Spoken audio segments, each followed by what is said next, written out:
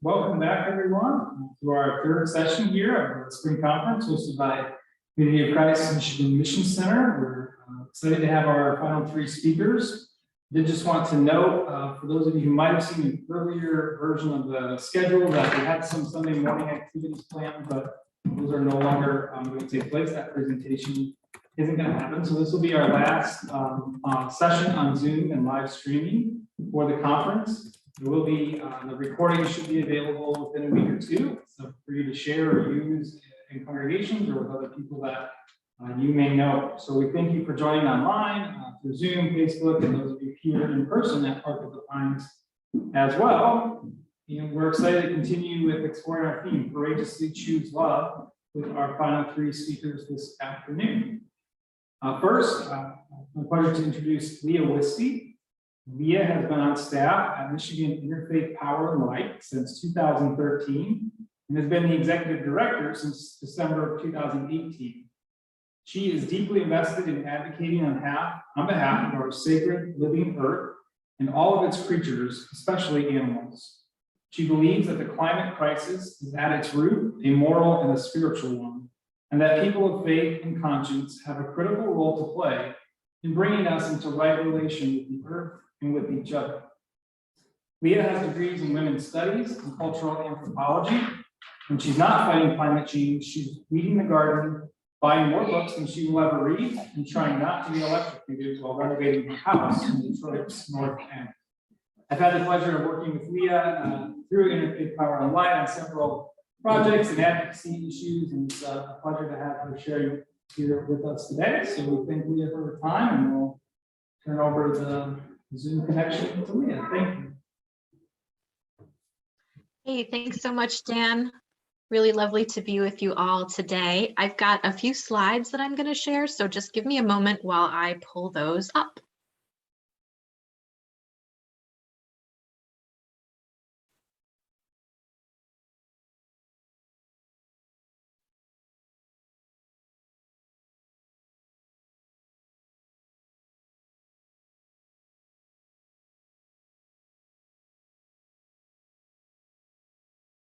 Okay, so I think you're all seeing my slides right now. Could I have someone verbally confirm that? Yes, we can see your slides. Okay, thanks so much. Okay, so I wanted to start by inviting, folks that are here virtually, or even folks that are in the room, if it's possible for you to chime in with your voices. Just an opening question: what would it look like to live your life as a prayer to earth, as a prayer to the web of life? Interested to hear your thoughts on that. So again, if you're virtual, you could type it in the chat. If you're in the room, I don't know if it's possible for you to speak something into the mic or into the speaker. And I know that this is kind of a deep question to start with, so I'll give you a moment. I'm gonna also return to it at the end of the presentation, because part of my hope today is that we can expand our imaginations about what that might look like. Okay, so I'm seeing something in the chat. So it could mean clean oceans, no trash, cherishing all of creation. And as they come in, I'll read them aloud so that everybody can hear what you have to say.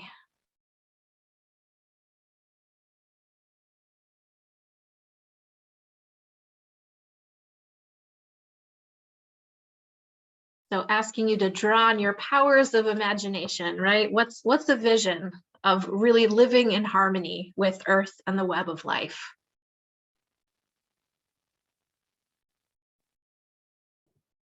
Leah, this is Linda.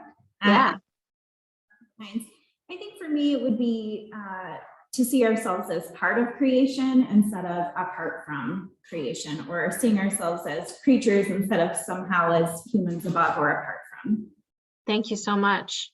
Yeah, seeing ourselves as interconnected with this web of life and not separate, where nature is an other thing.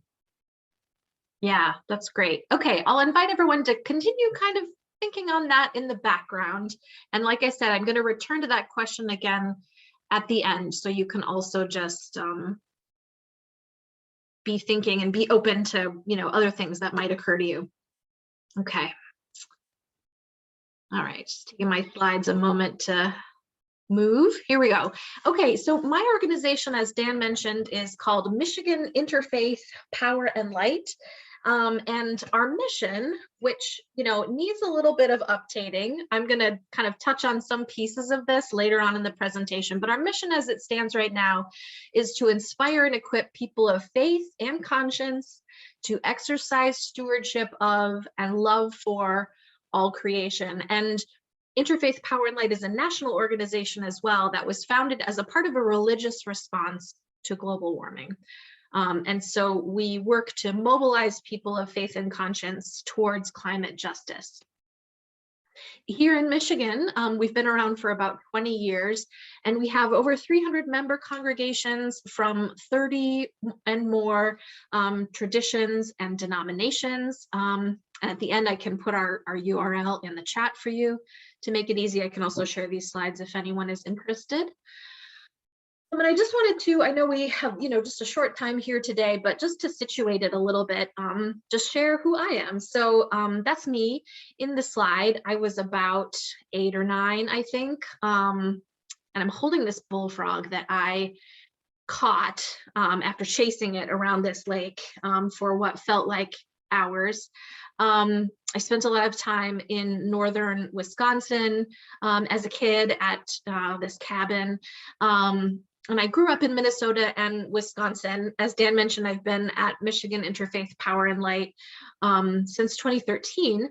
And when I first started, climate was one issue among many that I was concerned about, right? So women's reproductive justice was one issue I was concerned about, or, ending gun violence or racial equity, right? All of these things.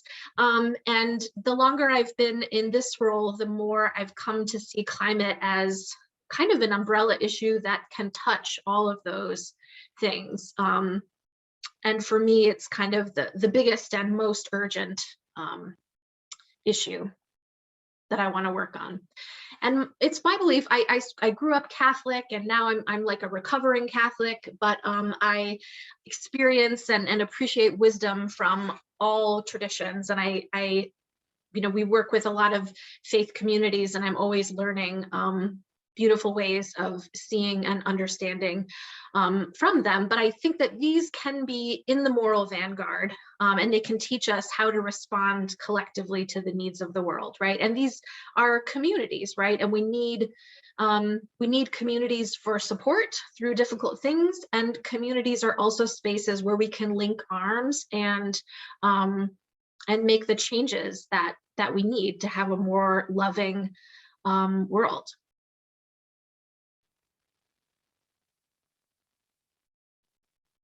So some of you might be familiar with some of these things, but because we are focused on climate, I wanted to share sort of what's the snapshot of what climate impacts are looking like in Michigan right now.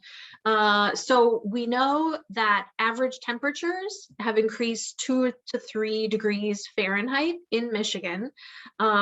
Which sounds like not very much. And I know in the winter, boy, another 2 to 3 degrees warmer sounds really good. So the way that, you can think of it is like, imagine your own body and the temperature rising 2 or 3 degrees Fahrenheit. That's a significant change to the body. It's significantly destabilizing, right? And that's kind of what it does to our ecosystem as well. In Metro Detroit, where I live, we've had 2 500-year floods since 2014. I know in the Midland area, where you have a Community of Christ church, there was also, this dam that broke, right?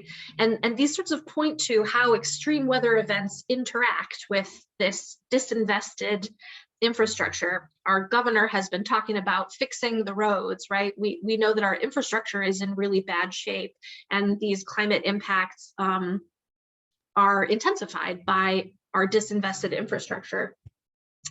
We also know, in Detroit, where I live, high rates of poverty, houses that are under maintained, right? All of these things, when you've got a big flood and your basement floods and it's coming through the roof, you know, all of these things are just intensified by these climate impacts. And in Michigan, what we can expect more of are more heat-related illness, right?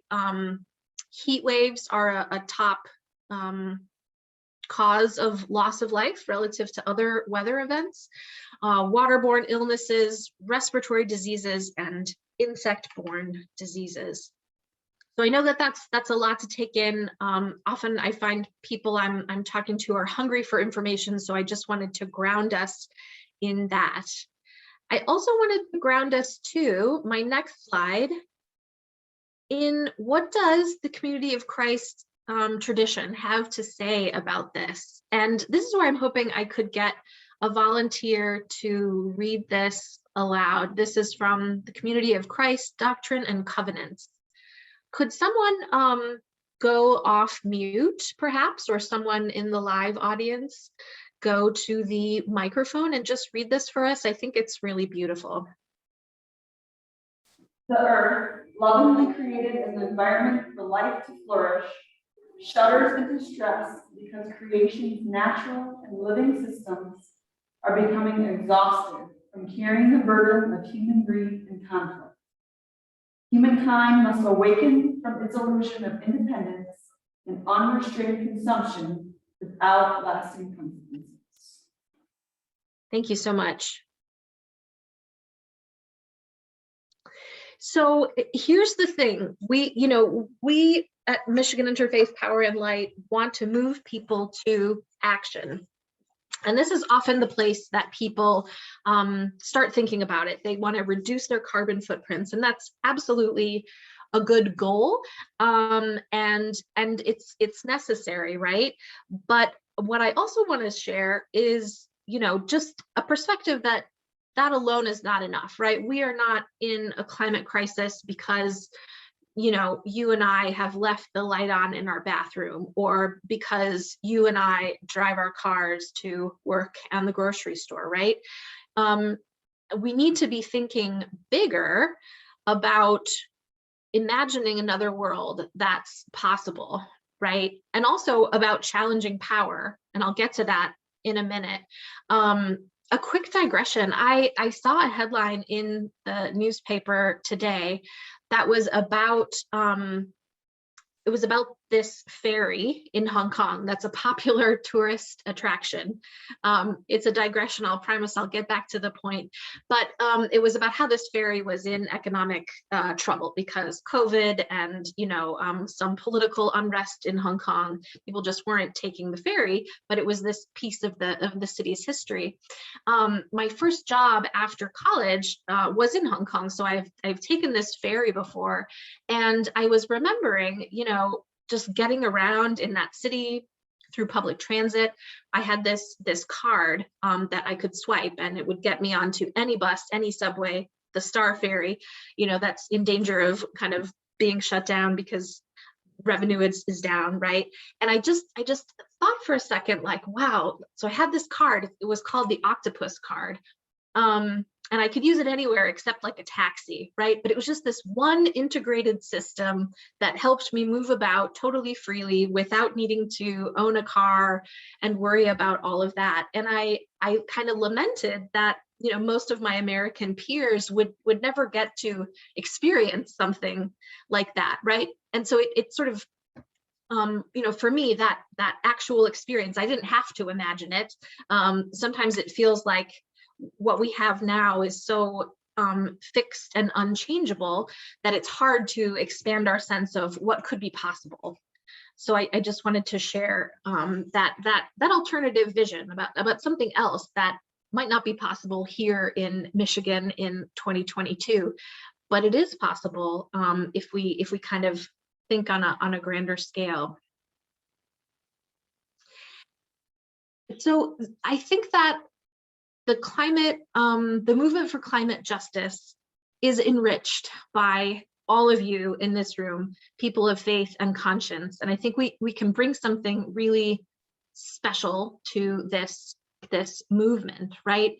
And that's moral clarity and courage, right? I think, like, at their best, religious leaders can really advance a moral vision and pursue it in a way that is courageous and loving and challenging all at the same time.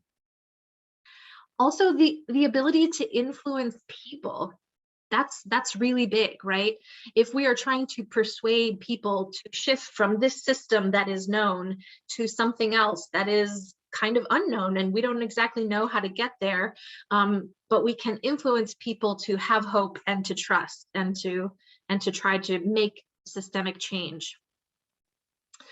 And also an emphasis on justice, on community, on care for the most vulnerable. If we had more time, I would try to solicit some more conversation around this, but I don't want to take up too much time. So instead, I'm going to leave you with a couple of things. The first is, I present this almost every audience I talk to, but this is one way to perhaps expand your sense of how, you know, change can be made towards climate justice. So we use this metaphor of the three-legged stool. The first leg of the stool on the left, practical. This is what's top of mind for folks, practical changes that you can make. So that might mean conserving energy. It might mean riding a bicycle when you can instead of driving a car. It could mean, you know, disposing of things properly, reusing things. The second leg, systemic change, right? How can we vote in favor of candidates who support our issues? How can we change social norms so that the norm is, you know, love for one another and love for the earth? And lastly, spiritual and relational changes. This could include everything from, you know, racial reconciliation to the point that someone made at the beginning, which was how can we shift our perception from one of separateness from the web of life, independence from the web of life, to an awakening to our interconnectedness with us. With the web of life, or even interconnectedness and dependence on the web of life.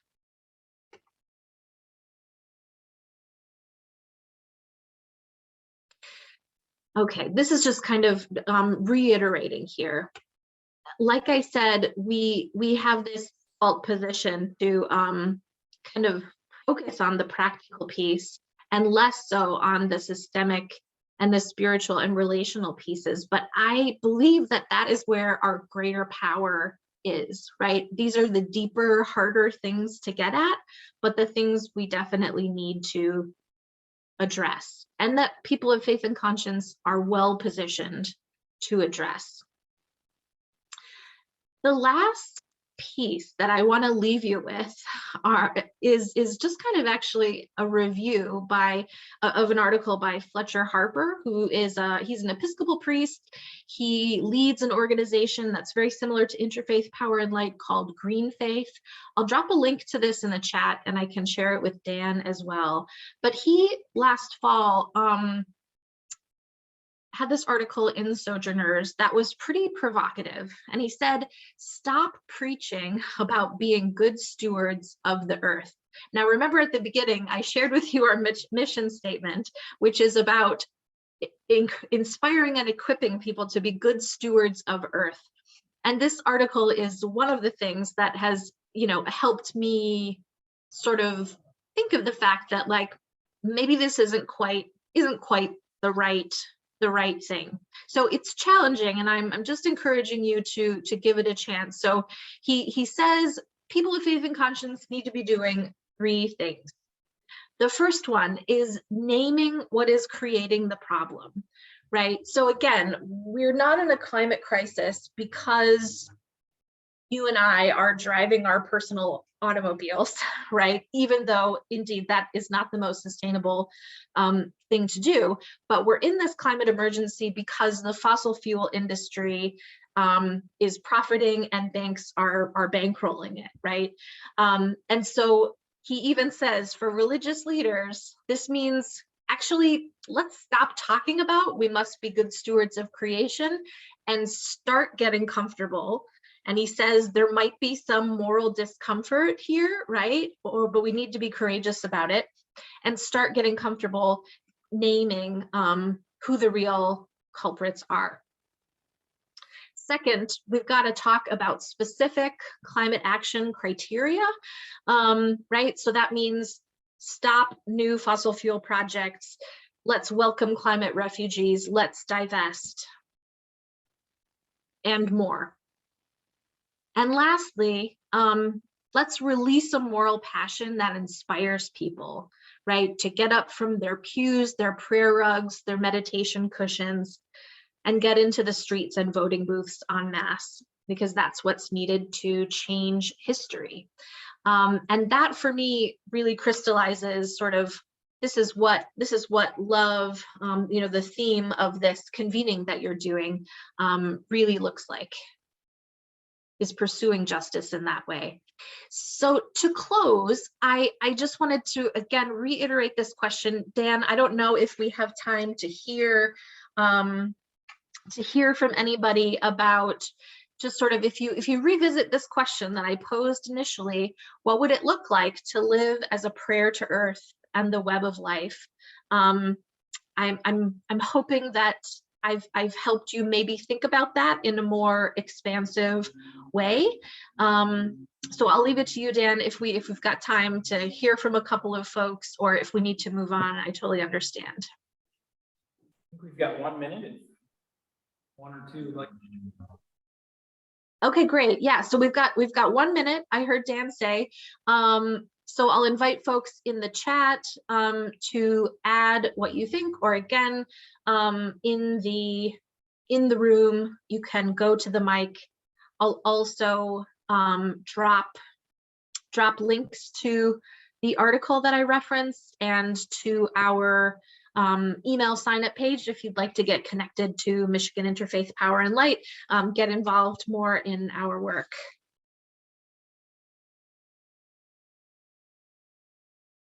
I'm going to stop screen sharing so that I can grab those links and share them with you. But again, if you're able, I'd love to hear from you about this question. What would it look like to live as a prayer to earth on the web of life? If my presentation has sparked any ideas for you.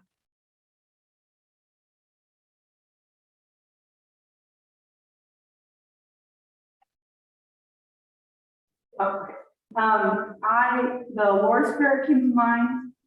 I don't know, something about temptation. I'm not thinking off the top of my head, but anyway, the temptation of comfort, I think sometimes. And you talk about, I hadn't thought of systemic change, thinking about butting up against social norms. And yes, so that's something that against social norms, which often includes gift giving and consumption at high rates and things like that. So challenging that. The temptation of comfort. So it sounds like that could have a few dimensions, right? One is material comfort, perhaps, and the other might be social comfort, right? If we are deviating from well-established norms, you mentioned gift giving, for example, that might be a little uncomfortable. Yeah, thank you for naming that.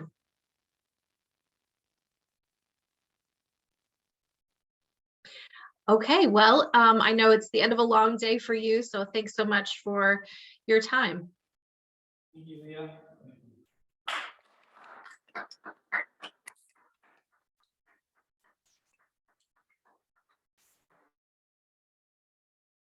Switch our presenters.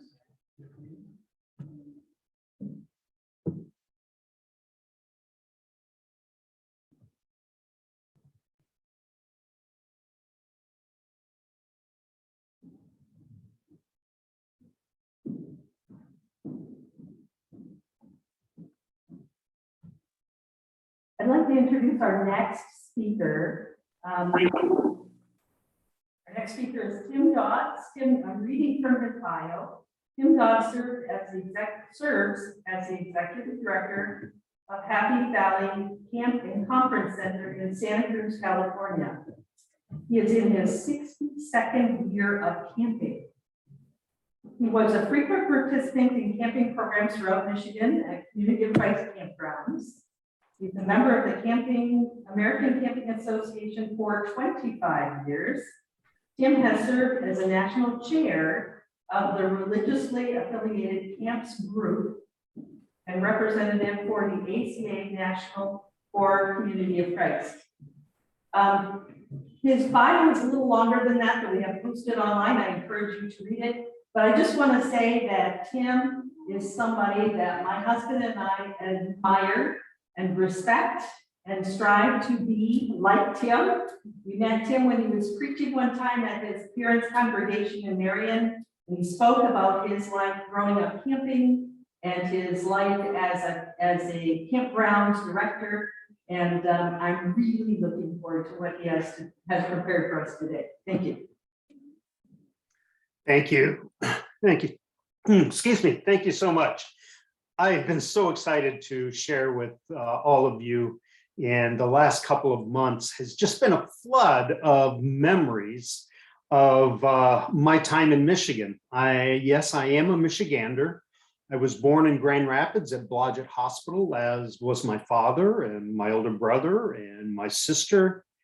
And so I go deeply into Michigan when I return to family, to my roots. And the 62nd year in camping might be a little bit of a stretch, but only by months if it is. Because the first story of me camping was when I was less than 2 years old. And my mother and father ventured out with my older brother and I to camp at one of the numerous lakes in Michigan. And the story goes something like this. I was a very rambunctious child from very early on, from the time I could begin to move. And so this little camping trip before I was 2 was the first time that I had been outside of a crib. Occasionally cribs with like a net on it to hold me in place. But I woke up, again, this is the story.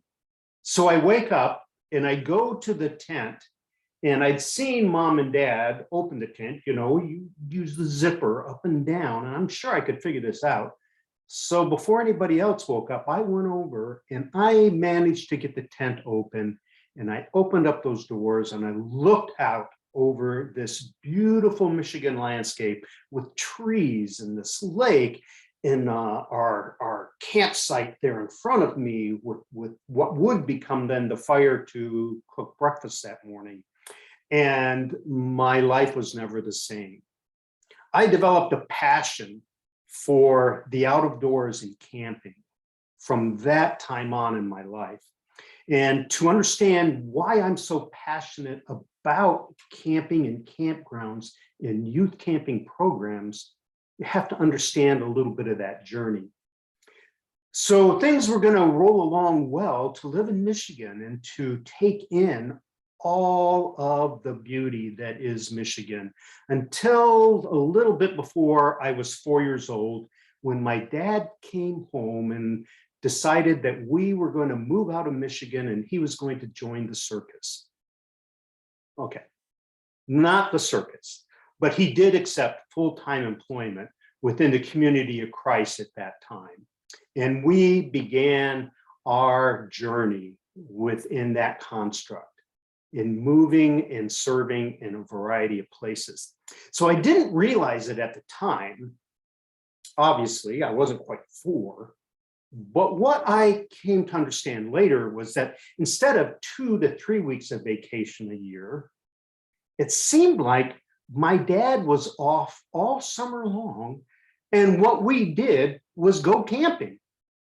We went to reunion grounds and youth camps, and yet those early years saw us always return to Michigan in the summer.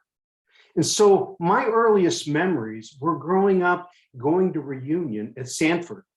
See, my grandparents, Delbert and Hazel Dodds, they were in charge of the snack bar back in those days.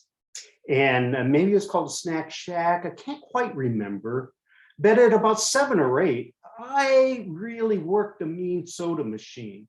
Back in that day, the drink to have was the suicide. And it was that mix of drinks, just the orange, the cola, the Sprite, all of those blended together.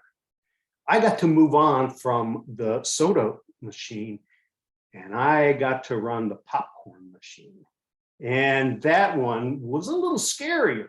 You had to put oil in this thing, the big pan, and then slam that up into place and then shut the doors and stand back. Well, I got in a hurry one evening and I put the oil in and went to slam the pan shut in the mechanism, and it stayed there for a moment, but then it popped down. Some oil splashed out, hit me in the eye. It was a little tense for a bit, but the next day after medical care, I'm one-eyed and patched, and my time on the popcorn machine had ended.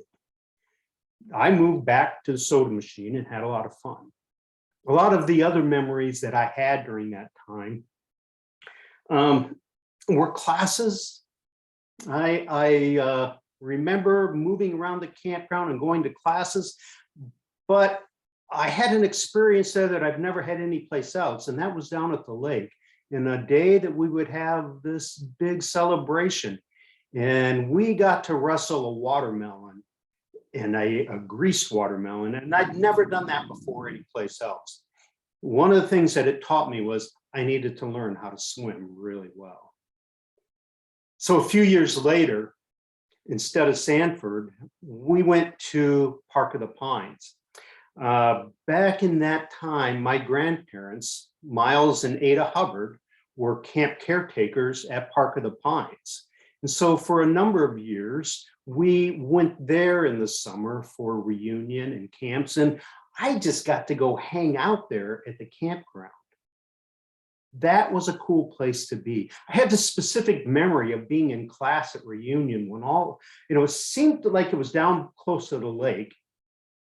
And there was some shouting and some excitement down at the lake, and a bunch of us kids took off and ran down there. And someone who was attending reunion had sailed in on this beautiful sailboat, and that thing had broken loose where it was moored out past the dock and was coming in and getting ready to hit the rocks.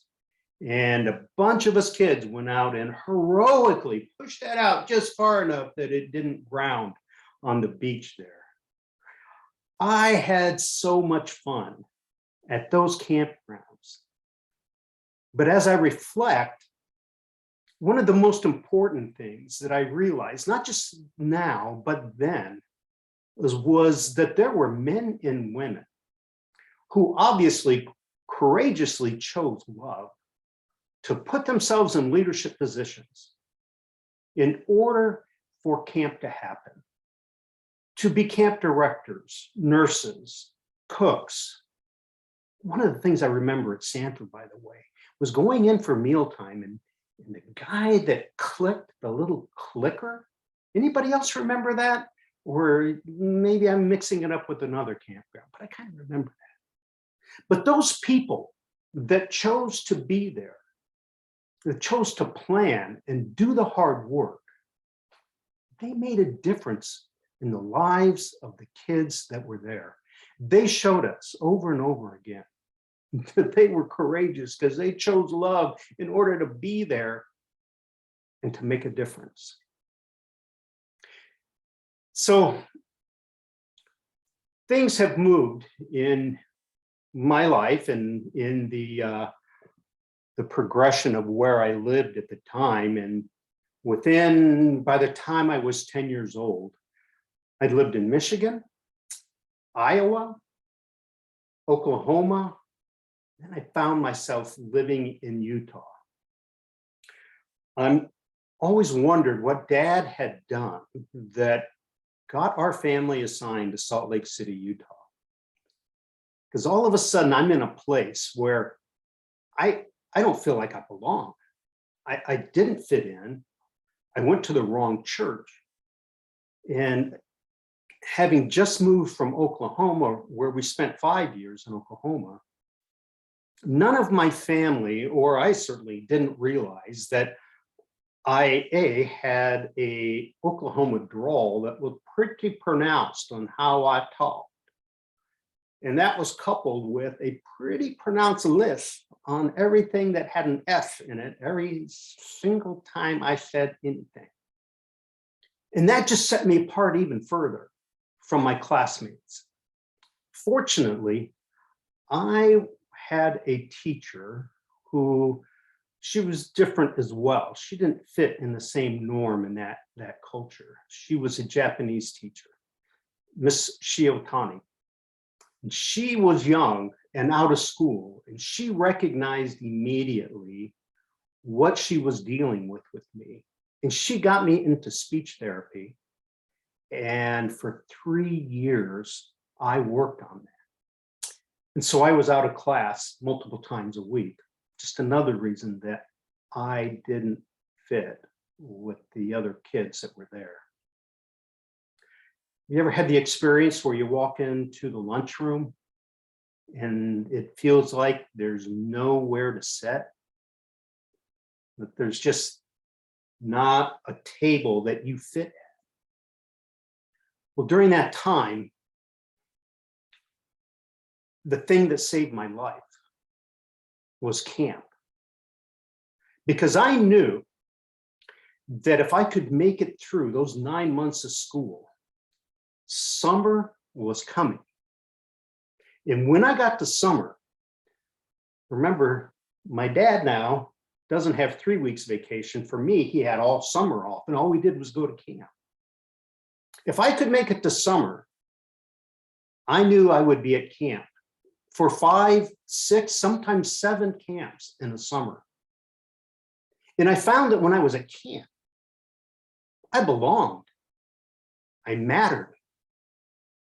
There were women and men there that took an interest in my well-being, in my spiritual life, that showed me over and over that God loves me. Their actions, their deeds proved that day in and day out. Camping saved my life during those early teen years where I didn't belong anywhere else, it seemed like, except at camp. Shortly after that time, we got moved from Salt Lake City to Olathe, Kansas. And then my grandparents, Delbert and Hazel Dodds, they retired from moved from Granville, Michigan. And they moved to Camp Chihuahua outside of Lawrence, Kansas, where my grandfather became the camp manager of that campground. That was just the major score for me. Because then my summers, my weekends, whenever I could get away, I would go to the campground. It was just about 45 minutes from my house. I spent time mowing and cleaning the pool, doing anything that it took to keep the campground going and assisting my grandparents in their pursuit of that. What I had discovered by that point, by my high school years, was that I wanted to be a person that made a difference, the way all of those men and women who had spent so much of their energy, who courageously chose love to step into the gap, to provide kids with the experience that they needed. I wanted to be like them. I wanted to make a difference in that same way. And I didn't know exactly how I could do it. But I knew from watching my grandparents that one aspect of that was how we care for our campgrounds, how we manage them, what we do to make a difference in that physical structure as well. Well, a little later on, I find myself in Denver, Colorado, and I, at 23, was selected to become the Denver State Youth Minister and Camping Minister. And I began to put into practice those things that I had seen. And something that I chose early on was to gather young people, which I was one of those, and to put them into summer internship programs that they came alongside and worked with me, worked on behalf of the camping program. I was able to do that in Denver State, and then 10 years later at Blue Valley State outside of Kansas City. It was there at about 34 years old, I was introduced to the American Camp Association. And at that time, I had that experience where I didn't know what I didn't know. And I began to learn. ACA is big on training people to be effective camp leaders. So I went, and the first opportunity I had to take the first major course was the basic camp director course, the BCDC. I got that under my belt and I went, you know, I've been directing camps for 10 years and I didn't know this whole academic side of what camp is, this whole way to discover what are all of the different aspects of camp that come into play, from food service to risk management to programming. From there, I did the Camp Director Institute. I learned about this thing called the camp accreditation. I couldn't work at a camp that was camp accredited, but then I did take the coursework to become a visitor for camps that wanted to be accredited. And from there, I began to develop this whole question about our camping, and that is, why do we do what we do when we do it? Why do the things that happen at children's camp and junior camp happen there? And then what are the next things that are supposed to happen in junior high camp and then in senior high camp? And working over the years, that has been a life pursuit, is to create a scope and sequence that says, why do we do what we do when we do it? Now, I don't have that solved yet, but I'm working on it. And I hope that you are working on it. That is a cornerstone of building consistent and well thought out programming that it takes to make a difference today. How do we create the aha moments for camp participants? How do we do that in a way that isn't manipulative, but instead is a genuine, authentic experience for them? How do we create opportunities for psychosocial gains for kids? Because what they do at camp aids what happens when they go back to school. Remember my experience, I knew that very directly. But we didn't know then the power of the things that we did could be quantified and measured. So that then when we speak to parents, we can say, here's why this matters for your children to come to camp. That is still a challenge for us today. How do we help articulate why it matters that kids go to camp? I find that over and over, I am surrounded by people who courageously choose love, and they take a leap of faith to make the difference.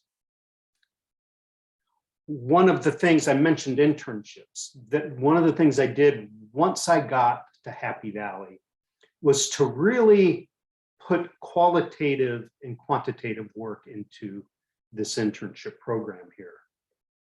We put over 30 young adults through this program since 2013. Those young adults have gone on to become staff members. They go back and they make a difference in the camps that they came out of because they want to serve. We have a whole number of them that have gone on to become board members at campgrounds.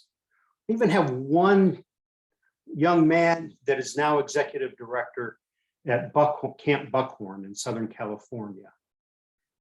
It's exciting to see as people respond, as they work to make a difference. The internship helps them learn that most of the time when you go to camp in a community Christ camp, we find that kids are getting a look at the program side of it.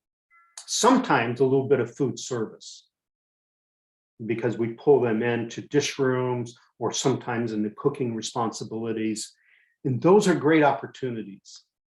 But we wanted to put in a 4-pillar program that these young adults would get exposed to the business side of camp. What does it take to keep the business going? What does it look like with accounts receivable and accounts payable? What does it look like with the health department certifications that we must carry to have the pool properly licensed? What are those administrative things that happen? What does it take to care for the site and facility? How do we do some planning on planned replacement and planned maintenance? What do those aspects look like? So site and facilities, the business side, the administration, food service. If people don't eat, then the whole thing breaks down. Oh, by the way, the interns are some of our best dishwashers because they grow to understand that without clean dishes and pots and pans, absolutely the whole thing breaks down. We honor our dishwashers almost above all else. And then that 4th pillar is programming. We seek to help them gain new tools and new understanding of the power of programming and the power of learning how to create those moments, how to quantify them, how to measure them, how to then communicate what camp does. That camp matters. That camp matters to you. And I know so many of you come through reunion experiences, retreat experiences, and you understand this. COVID has really put a damper on the camp industry. We at Happy Valley just opened up a few weeks ago for our first retreats to return. 2 weeks ago, we had 100 second graders here for science camp doing creek studies and up into our forests and on our trails. This weekend, we have scrapbooking ladies, one of our favorite hobby groups. You know, they get here and it's a chance to finally breathe and relax and recharge, especially after the last couple of years. On Tuesday, we have another 100 6th graders coming in for science camp. It's been a long 2 years. It's been difficult. But camp matters. And we've been able to survive because of what our community has done to help our campgrounds survive. It takes all of us. It took all of those young men and women back in reunion at Sanford when they were choosing to courageously choose love to make sure that we were at camp and we had an experience. It's going to take all of us now as we work to recover and put our camping programs back into place. It takes us. It's worth it. Camp matters. For each of you that step into the gap, thank you for what you do. If you don't see that your role is there anymore, there still is a role. Perhaps it's within the marketing. Perhaps it's with your checkbook. Because here at Happy Valley, it's taken all of us to survive the last 2 years to get to this point. I wish for you the same success. Thank you for what you do.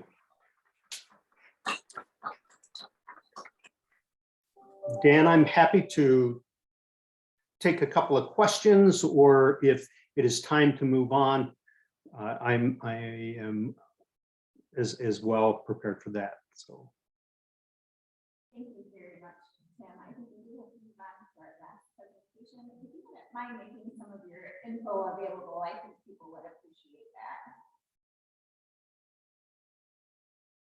Thank you. You were saying before they couldn't hear us really well. So our final presenter for our conference this weekend is Jody Porter. And I do want to let you know this, we have little kids in the room. This may be a little bit triggering. Jody is a hospital chaplain, and she shares a little bit of her experiences in the trauma unit. So it may not be for young ears. As I mentioned, Jody is a hospital chaplain. She works at Beaumont Hospital. She was educated at Graceland University and Early Theological Seminary. You may not know there's actually very rigorous training for hospital chaplains. She's been a hospital chaplain for 13 years. She loves using her gifts to bless patients by making blankets, cards, and singing. You already know she's very artistic. She's a Michigan native, an elder in the Community of Christ, a wife, mom, and grandma.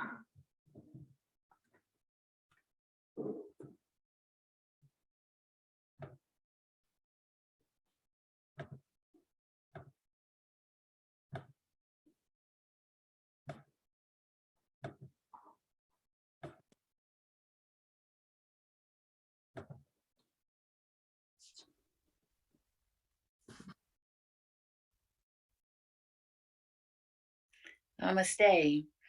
The light in me greets the light in thee. I'm Jody and I work as a hospital chaplain. There are days when I don't work so well, but I am reminded spiritually that even Jesus takes a break, took a break and would retreat for prayer and for recentering. Maybe he didn't have to recenter, but I do. I wanted to share with you my perspective, my point of orientation.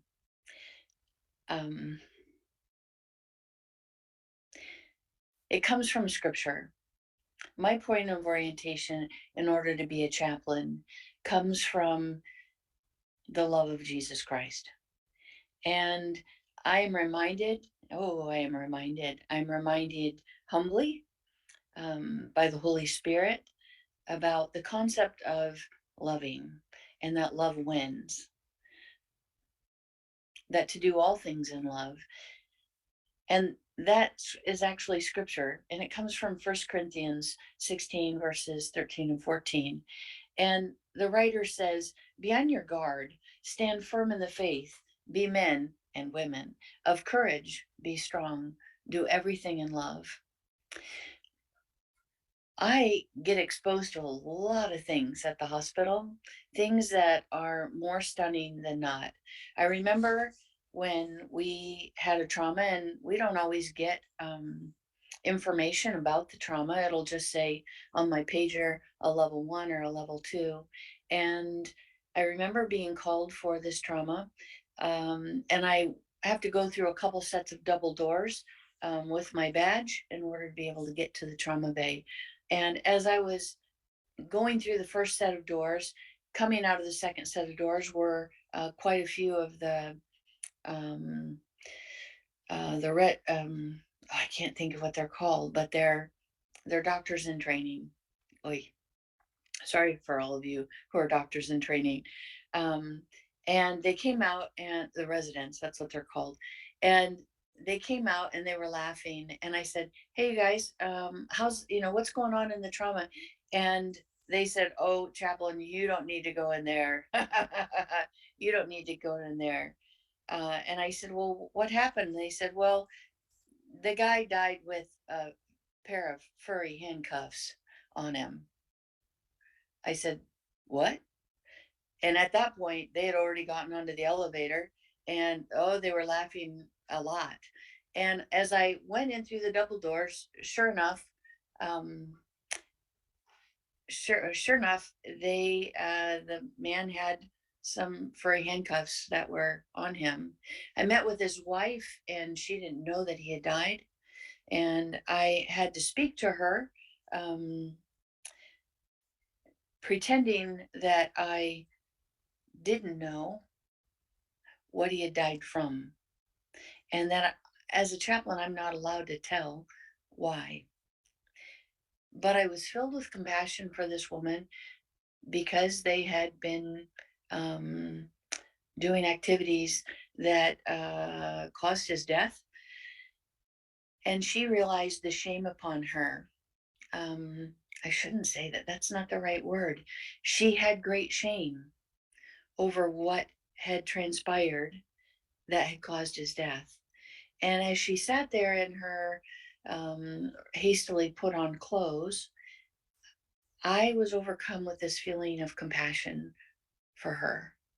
I knew that Jesus Christ loved her, and I was able to express that to her verbally, and was able to bring back to her a sense of dignity, assuring her that Jesus did love her and that Jesus did receive her husband when he crossed over.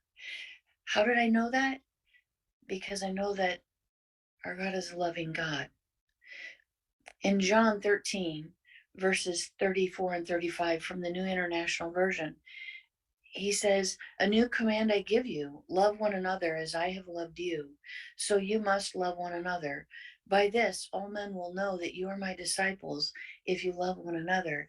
As a chaplain, there are difficult times when I have a victim and a perpetrator coming in at the same time. That is really challenging. I've had a woman that I met who was held hostage by her boyfriend at knife point and at gunpoint as he drove.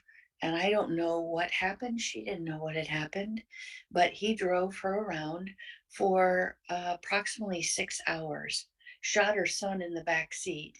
And so she sat in the front seat, attempting in the middle of a blizzard to be able to figure out how she could escape him holding a gun on her. He later came in as a victim to be treated because he had been stabbed by her. It was really hard to have compassion for him. But I knew that clearly, according to her, this was not typical behavior from him. But she loved him, but she was going to have to change something, especially with the shooting of her son. Again, I was overcome with this feeling of compassion. It kind of welled up in me like it's a water balloon that's filling up with water and it's very full to bursting. And then at times it bursts, and that's when the compassion just feels like it explodes in me, and I'm able to go way beyond myself, way beyond my personal reasoning, to offer acceptance to them, victim and perpetrator. See, I have a tendency, and I know that we all do as humans, but I have a tendency to be judgmental and condemning. And I really don't want that, because I don't like to be treated that way. I don't like to be judged and deemed unworthy. I don't like being condemned for, especially falsely. And so I strive, it is my great intent to be able to offer more compassion and more love and more acceptance. We had a young woman, I say young because anybody younger than me is young, and I got gray hair now. And so there's a lot of young people out there. And we had a young woman that came into the hospital, and she had had some surgery. And so she'd been in a wheelchair. She had a son who is on the spectrum of autism. And she said every day when he comes home, she said, I change his clothes before he comes into the house. He's 12. And she said, somehow I got launched out of my wheelchair and I was on the porch. And anytime anybody touched her, she let out a scream like they were stabbing her with a knife. Like it was not just a fake scream, it was a blood curdling scream, and it caused everybody to freeze in the trauma. And as diagnostics continued, multiple x-rays, to see if she had come to find out she'd had back surgery and she had rods in her back and she just had a resurgery because a screw had gotten loose in the hardware. And all of us kind of cringed and went, a screw was loose and you had to get it tightened? Ah. And so as I talked with her, she continued to do screaming if they poked her to try to draw blood. Well, they have to draw blood.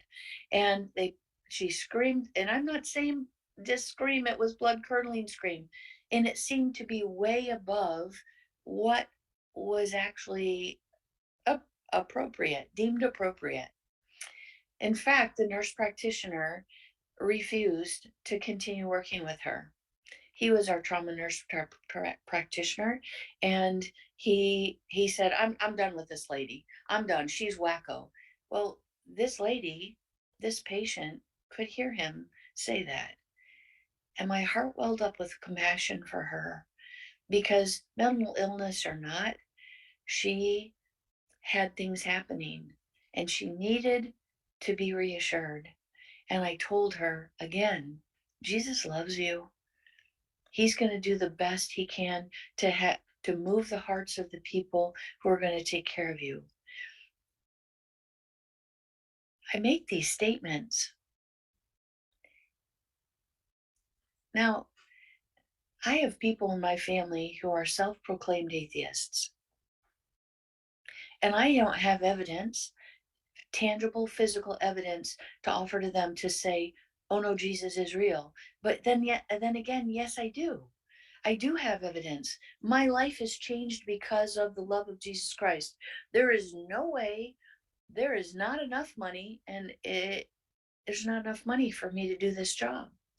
Every day I'm dealing with death or despair or discouragement because I'm dealing with patients in the hospital, and we're just coming off of a pandemic. Yeah, there's not enough money. It wouldn't improve my daily outlook if they were giving me $1 million to do my job. But I do know that as a Christian, as a believer, I am called to pass on to them, as in patients, as in staff, as in strangers who I meet, in families, I'm called to pass on and to demonstrate and to tell them about the love of Jesus Christ. I know that. I know that it is true because my life has been transformed. And this tiny talk time is not long enough for me to be able to tell you. But if any point you ever want to hear any of my life testimonies, I'd be happy to share them with you. I want to give you this experience. We had a man that came in as a trauma. He was a level 1 trauma, which meant there were times when it was most severe. There was times when he had lost consciousness. And I'm just going to tell you how it is that he shot off his face and he didn't die. He had no face. He had half a tongue. And when I came into the trauma bay, I couldn't, I was about the third row back of all the staff that had gathered around him to take care of him. And as I trying to look through the crowd, I don't know, it's something about me seeing that person, seeing that face that helps me be, I don't know, I just pray. I pray anyway, but it helps me to stay focused on that person, the recipient of prayer, to be able to look at them. And as I kept trying to look between the heads of the people in front of me to see, I couldn't find a point of orientation on the patient.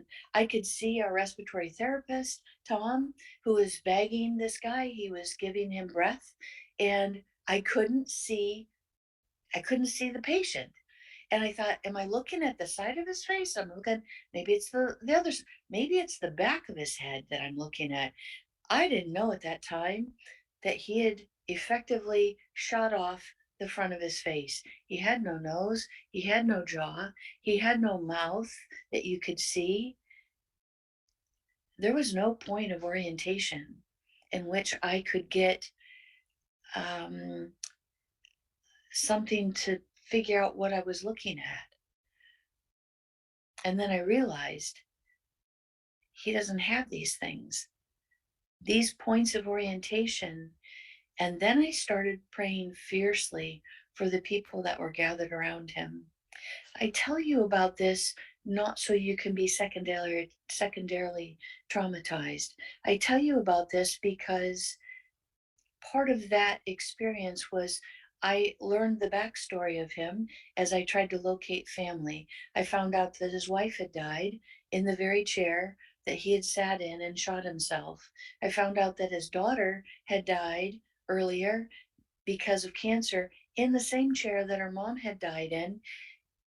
Yeah.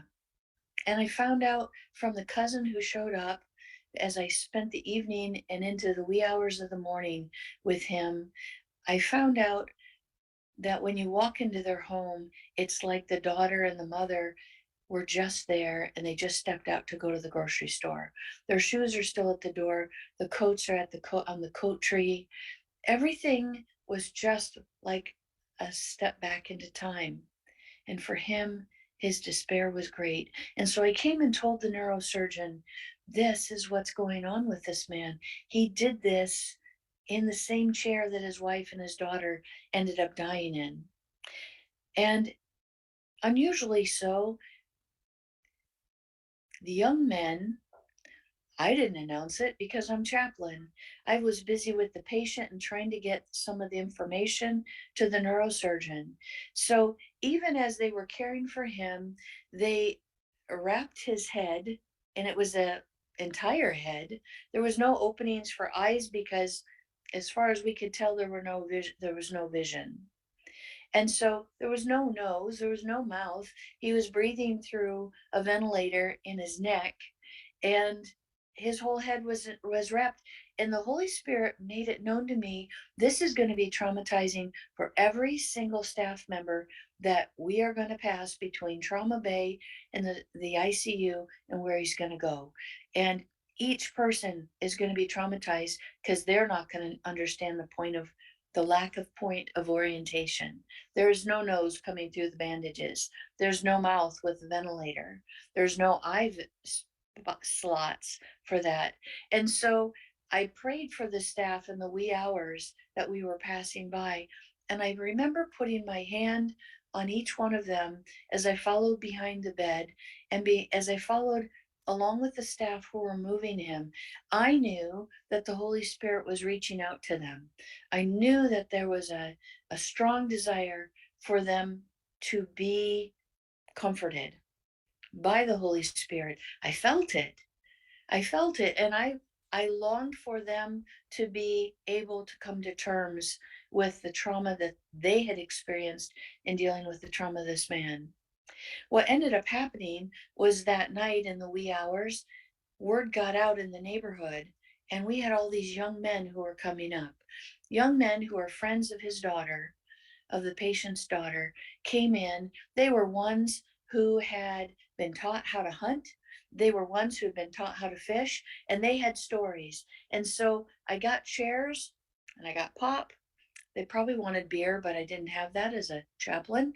And I got it and I set them up as they could sit around this patient's bed and tell the stories of to him and rehash the stories of the things that they had remembered. You remember? I remember when he did da da da da da, and they were amazing stories. The neurosurgeon came in and spoke to the patient who was conscious. He had been conscious the entire time since the point he had arrived. And the neurosurgeon came in and said, "Sir, I'm so sorry, but you are not going to be a candidate for a cadaver jaw." He said, "So what that means is that you're never going to be able to eat. And because the shooting caused half of your tongue to come off, you aren't going to be able to talk." And he said, "I want to give you the choice. Do you want to live here on earth like that with a feeding tube? Or do you want to go home to your wife and daughter where are they waiting for you in heaven.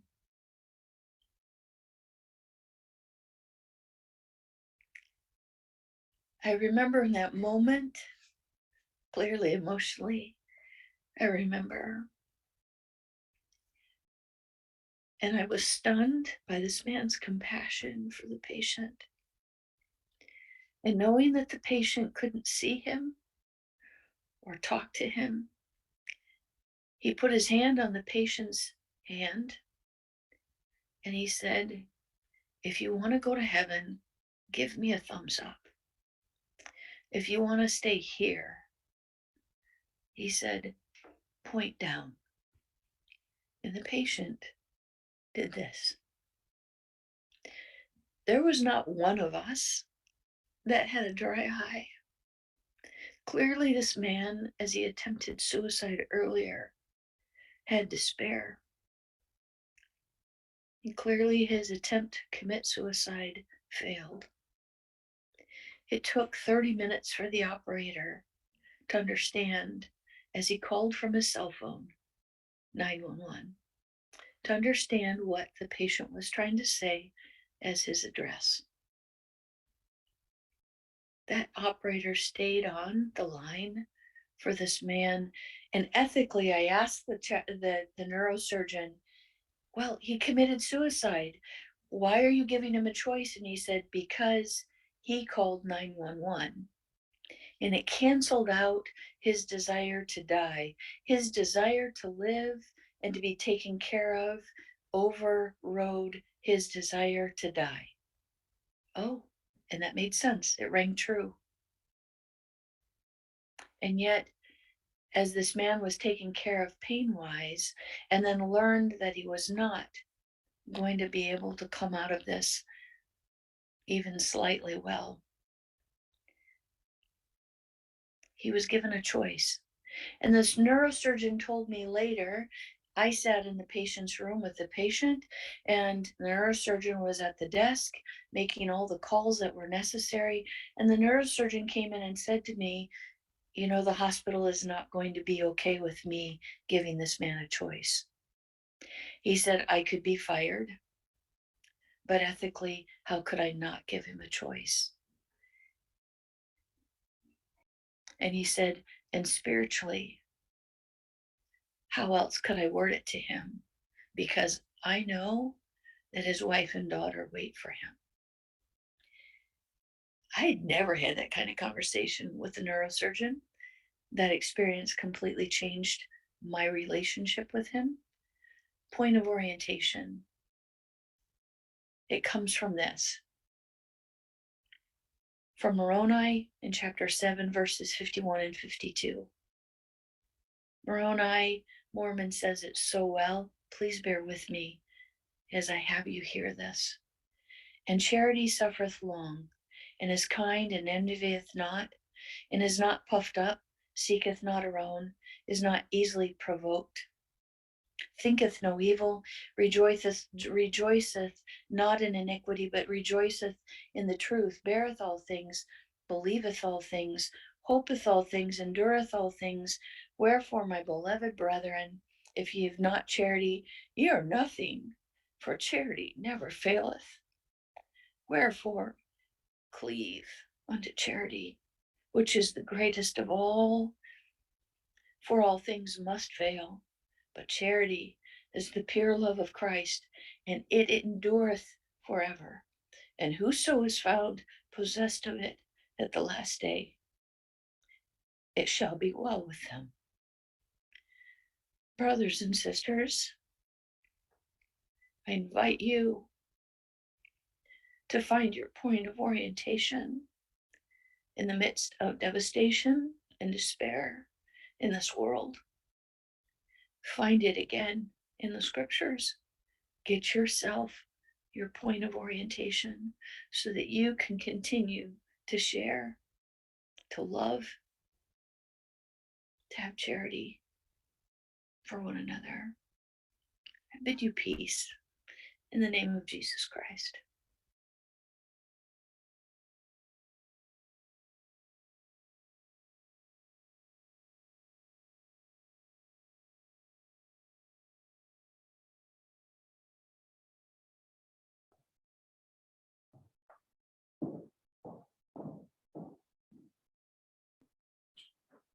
Okay, we appreciate all of you who have joined us throughout the day. It's been a variety of perspectives and stories and opportunities to consider further what it means for you to courageously share love in your own personal life, for yourself, with yourself, and with others. We hope that you gain something and have questions to live with throughout the day and in the weeks to come. We encourage you to share the links. They'll be posted with others who weren't able to experience the conference live today, that you might use them with people you know who might hear one or more of these stories and might be interested in discussing them in your classes, congregations, families, and workplaces.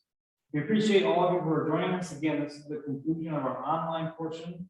We will not have any of the activities that were previously scheduled on Sunday, so we hope that you can connect with the local faith community or spend time yourself with spiritual practices tomorrow morning. Thanks everyone for joining us. Go in peace, courageously choose love.